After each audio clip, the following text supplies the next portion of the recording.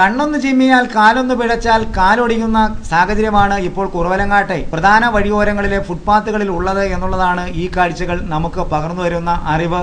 നിരതെറ്റിയ പല്ലുകൾ പോലെയാണ് കുറവലങ്ങാട്ട് ഫുട്പാത്തിലെ പല സ്ലാബുകളും ഇപ്പോൾ സ്ഥിതി ചെയ്യുന്നത്. ആയിരക്കണക്കിന് രൂപ ചെലവഴിച്ച് പൊതുമരാമത്ത് വകുപ്പിന്റെ നേതൃത്വത്തിൽ മാസങ്ങൾക്ക് മുമ്പ് ഓടകൾക്ക് മുകളിലെ സ്ലാബുകൾ പൂർണ്ണമായും മാറ്റി സ്ഥാപിച്ചുവെങ്കിലും ഏറെ കഴിയും മുമ്പേ അവയെല്ലാം തകർന്ന് തരിപ്പണമായിരിക്കുന്ന സാഹചര്യമാണ് ഈ കാണുന്നത്. ഫുട്പാത്തിലൂടെ നടന്നു പോകുന്ന ആരെങ്കിലും കണ്ണൊന്ന് പിടിച്ചു കഴിഞ്ഞാൽ ഒടിഞ്ഞു തകർന്നിരിക്കുന്ന ഈ ഓടയിലേക്ക് വീഴാൻ സ്ലാബുകൾ തകർന്ന് കാല് തകരും വിധം വീഴ്ച പറ്റും എന്നുള്ളത് ഉറപ്പാണ്. ഏറെ ഗതാഗത തിരക്കേറിയ കുറവലങ്ങാട് സെൻട്രൽ ജംഗ്ഷനും പള്ളിക്കവലയിലും ഓടകളുടെ മുകളിലെ സ്ലാബുകൾ പൂർണ്ണമായും തകർന്നിരിക്കുന്ന സ്ഥിതിയാണുള്ളത്. മഴക്കാലപൂർവ്വ ശുചീകരണ പരിപാടികൾ നടത്തണമെന്ന നിർദ്ദേശം സംസ്ഥാന പൊതുമരാമത്ത് വകുപ്പ് PWD ഓഫീസുകൾക്ക് നൽകിയിരുന്നുവെങ്കിലും ഇത് കുറവലങ്ങാട്ട് ഉണ്ടാകാത്തതിനാലാണ് ഈ സ്ലാബുകൾ മാറ്റിയിടാൻ കഴിയാത്തത് എന്നാണ് വിലയിരുത്തപ്പെടുന്നത്.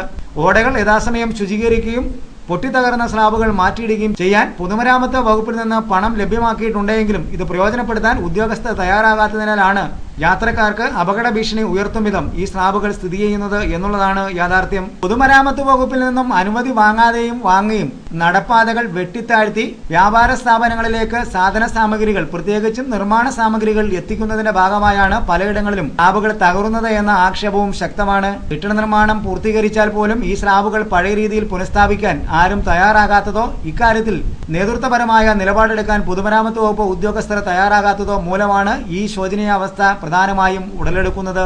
ഭാരവാഹനങ്ങൾ കയറ്റുന്നത് നിരോധിക്കാൻ പൊതുമരാമത്ത് വകുപ്പ് ശ്രദ്ധ ചെലുത്തുകയും ഇത് നടപ്പിലാക്കാൻ നിയമപാലകർ താൽപര്യമെടുക്കുകയും ചെയ്താൽ ഒരളവ് വരെ ഇപ്പോഴത്തെ ഈ വലിയ പ്രതിസന്ധിക്ക് പരിഹാരം കാണാനാവുമെന്നാണ് പ്രധാനമായും വിലയിരുത്തപ്പെടുന്നത്.